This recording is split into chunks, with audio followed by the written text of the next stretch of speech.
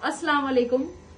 मजलिस इत्तेहादुल मुस्लिमीन की जानिब से संडे 17 सितंबर के दिन नेशनल इंटीग्रेशन डे मनाया जा रहा है और इसी मौके पर तिरंगा बाइक रैली रखी गई है और ये रैली जो है यूसुफन दरगाह नामपल्ली से शुरू होगी हॉकी ग्राउंड मासब टैंक तक और इसका इब्तिदा खुद असदुद्दीन ओवैसी साहब करेंगे। तो अवाम से मेरी गुजारिश है कि आप लोग ज्यादा से ज्यादा तादाद में इस रैली में शिरकत करिए और इस रैली के बाद 2:30 बजे हॉकी ग्राउंड मासब टैंक पर पब्लिक मीटिंग भी रखी गई है।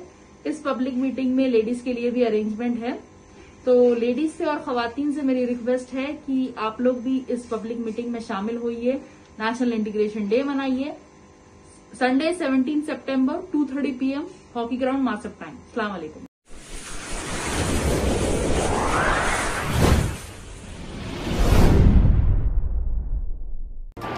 AHA न्यूज को लाइक करें, शेयर करें और सब्सक्राइब करना ना भूलें।